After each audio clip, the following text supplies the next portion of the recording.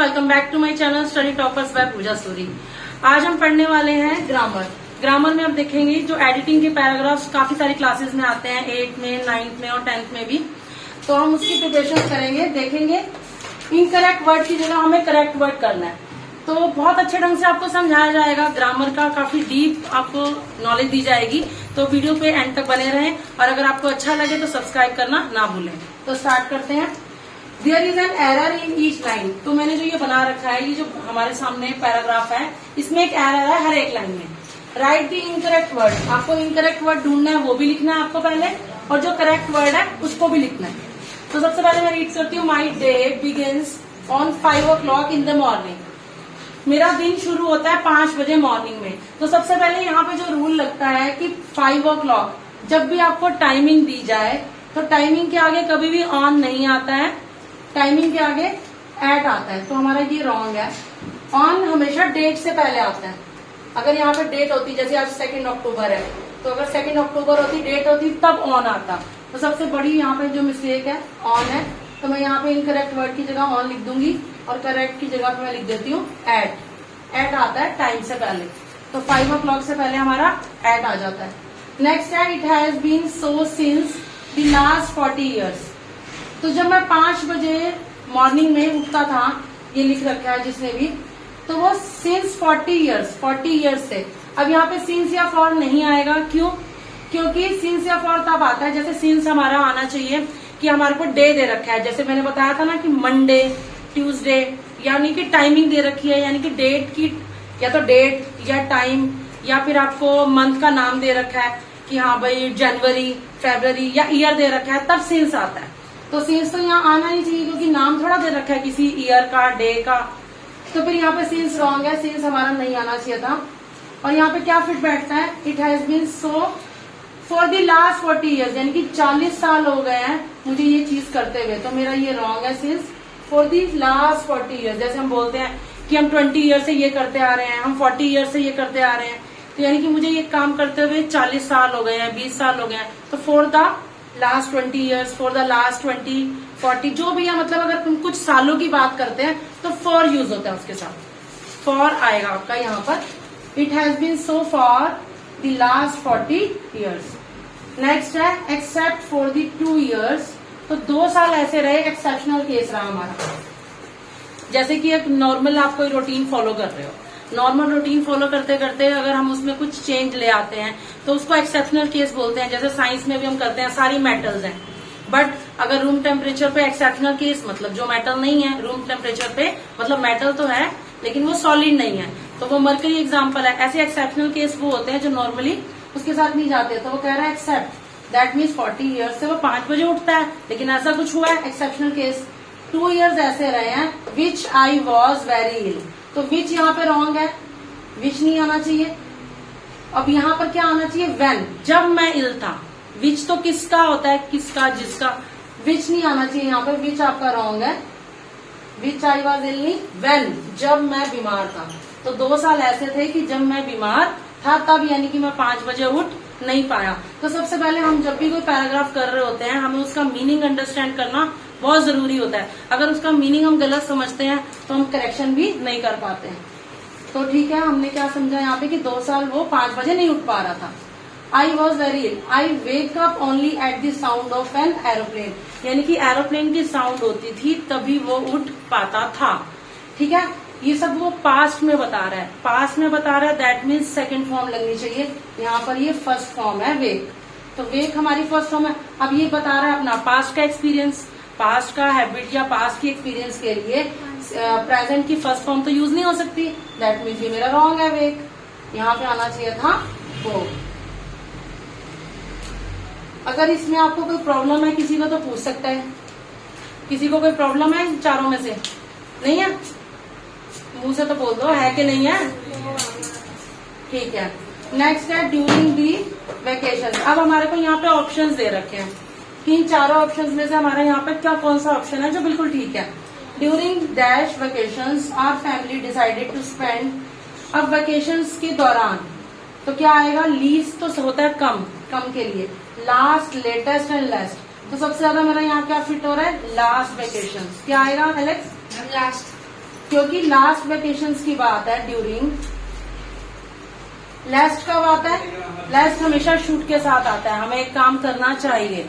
Last कब आता है? लेटेस्ट, कोई लेटेस्ट न्यूज की बात हो रही है, लेकिन छुट्टियों की बात हो रही है तो पिछली छुट्टियां that means last vacations. Our family decided to spend, हमारी फैमिली ने डिसाइड किया कि स्पेंड करेंगे dash days at Haridwar. Haridwar में कितने दिन? अब लिटिल नहीं आ सकता, मैनी नहीं आ सकता। क्यों? लिटिल तब आता है जब हम किसी चीज को काउंट नहीं कर सकते, जैसे कि टी है, शुगर है, उसको हम काउंट नहीं कर सकते। तो काउंट करने के लिए फ्यू आ फ्यू इनका चांस बनता है कि थोड़े से दिन, थोड़ा। अब मैनी बहुत सारे दिन हरिद्वार में, कोई बहुत लॉन्ग वेकेशन होती तो हम मैनी डेज या कुछ करते, लेकिन वो थोड़े से दिनों की बात हो रही है, हरिद्वार में कुछ छुट्टियां स्पेंड करने जा रहे हैं, तो फ्यू और आ फ्यू इन दोनों का चांस बनता है। अब हम देखेंगे आ फ्यू क्यों नहीं आया। क्या किसी को इस बारे में पता है कि फ्यू क्यों आया और आ फ्यू क्यों नहीं? वारुणी तेरे को पता है बेटा? फ्यू उन चीजों के फ्यू उन चीजों के लिए आता है जो मीन काउंटेबल तो होते हैं बट जो होने वाले होते हैं, बट फ्यू होता है जैसे हम मनी, क्या किसी के पास कोई चीज बची हुई है जो हम कर सकते हैं पर उन्होंने वो चीज स्पेंड कर चुकी है। लेकिन जैसे हमारे पास a few money, do you have a few money to spend, मतलब जो चीज हम अभी करने वाले हैं उन चीजों के लिए जो हम काउंट कर सकते हैं उन चीजों में अ फ्यू आता है, एंड जो चीज ऑलरेडी हम कर चुके हैं उन चीजों के लिए फ्यू आता है। अच्छा, थोड़ा सा ठीक है, थोड़ा सा मैं और एक्सप्लेन कर देती हूँ इसमें। एग्जैक्टली क्या होना चाहिए बेटे कि जब हमारे पास कुछ दिन है, आ फ्यू तब आता है जैसे मान लो मेरे पास कुछ दिन है तो मेरे पास फ्यू आना चाहिए।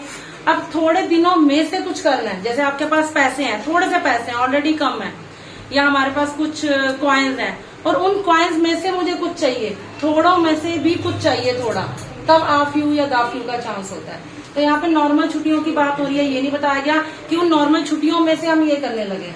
नॉर्मल कुछ छुट्टियां बितानी है तो फ्यू आना चाहिए। तो यहाँ पे सेकंड आ जाएगा फ्यू डेज, काउंट कर सकते हैं पहली चीज, और कुछ छुट्टियां, कुछ दिन हमने वहां बिताने हैं। ये नहीं था कि 5 छुट्टियां उनमें से बिताने हैं या 5 छुट्टियों में से हम 2 दिन जाने वाले हैं तो आ फ्यू आता। ठीक है, कुछ हमारे पास अवेलेबल है उसमें से लेना है तो आ फ्यू आता है। ठीक है, नेक्स्ट है my mother made all the preparation for the journey. मेरी मदर ने सारी तैयारी कर ली जर्नी की। She dash some sandwiches for us on the way. अब रास्ते के लिए उन्होंने कुछ सैंडविचेस बनाए हैं, तो यहाँ पर है डिड, प्रिपेयर्ड, बेक्ड या cooked?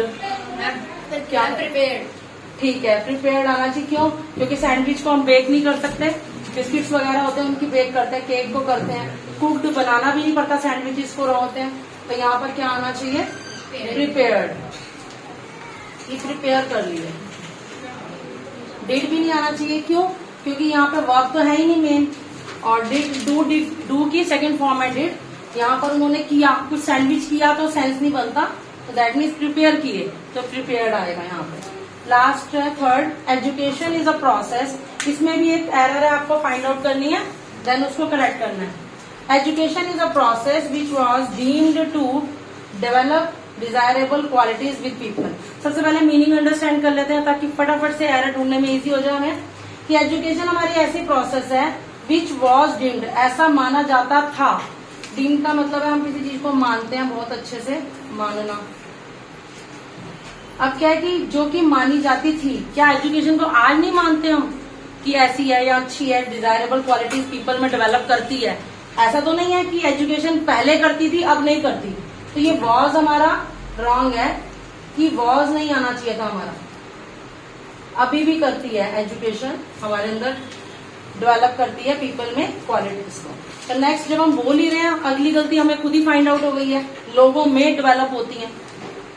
Deem to develop desirable qualities with people, लोगों के साथ नहीं होती, लोगों में डेवलप होती है। जब हम पढ़ाई लिखाई करते हैं तो हमारे अंदर अच्छी पर्सनैलिटीज, हमारे अंदर क्वालिटीज डेवलप होती हैं। तो विद गलत है हमारा यहाँ पे, तो विद की जगह पे हमारा आ जाता है इन पीपल, लोगों में डेवलप होती हैं।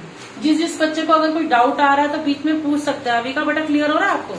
है किट्टू? ये तो रॉन्ग थे आपका, ठीक है, समझ आ रहा है? The need of this quality differs by person to person. अब ये जो क्वालिटी है इसकी जरूरत है, डिफर, ये लोगों में पर्सन टू पर्सन डिफर करती है। तो बाय पर्सन नहीं होगा, फ्रॉम पर्सन टू पर्सन। जैसे एक बंदे से, एक पर्सन से दूसरे बंदे में ये क्वालिटी डिफर करती है, तो हम जब भी डिफरेंस की बात करते हैं, ये पर्सन टू पर्सन डिफर करती है, तो फ्रॉम आएगा, फ्रॉम पर्सन टू पर्सन। क्योंकि एक पर्सन में, अब कोई बच्चा वो जल्दी सीख लेता है एक चीज को, एक बच्चे को सीखने में टाइम लगता है, तो हर एक बच्चे की, हर पर्सन की अपनी क्वालिटी होती है कि वो डिफर होता है हर एक से, फ्रॉम पर्सन टू पर्सन। तो यहाँ पे हमारा फ्रॉम आ जाता है। लास्ट है place to place but time to time. अब हम देखते हैं कि जैसे कि हम क्वालिटी की बात कर रहे हैं कि पर्सन टू पर्सन डिफर कर रही है और प्लेस टू प्लेस भी डिफर करती है। अगर हम किसी प्लेस पर जाते हैं, वहाँ एजुकेशन अच्छी है, वहाँ पे बच्चों को मौका मिल रहा है पढ़ने का, और हम गांव में जा रहे हैं, वहाँ पर हम देख रहे हैं कि बच्चे अच्छे से, गर्ल्स को पढ़ने को नहीं मिल रही है फैसिलिटीज।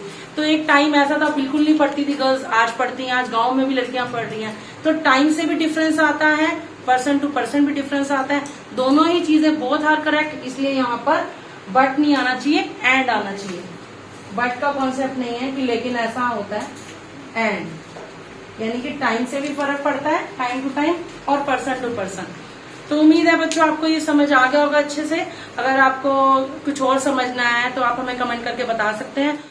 हाँ बोलो बेटा। मैम ये जो लाइन है, I need for this equality different from people, ये पीपल वाली कि ये पर्सन वाली? पर्सन वाली। अच्छा, the need of this quality differ by person to person.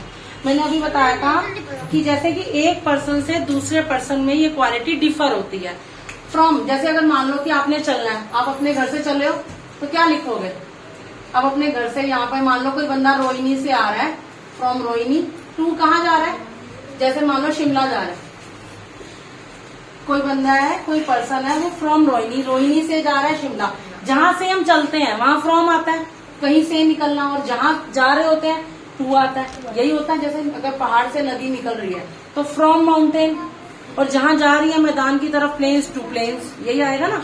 जहां से चल रहे हैं फ्रॉम, और जहां जा रहे हैं टू। तो अब हम कहाँ से क्वालिटी को बात कर रहे हैं? हम क्वालिटी की बात कर रहे हैं differ from person to person. एक पर्सन से हमने स्टार्ट की क्वालिटी देखनी, दूसरे पर्सन पे जब हम आते हैं तो वो डिफर हो जाती है, यानी कि एक पर्सन से दूसरे पर्सन। तो फ्रॉम पर्सन टू पर्सन, तो एक पर्सन से स्टार्ट हुए, दूसरे पर्सन पे आए या और लोगों पे आए तो डिफर होती जाती है। That's why from person to person. Clear हो गया?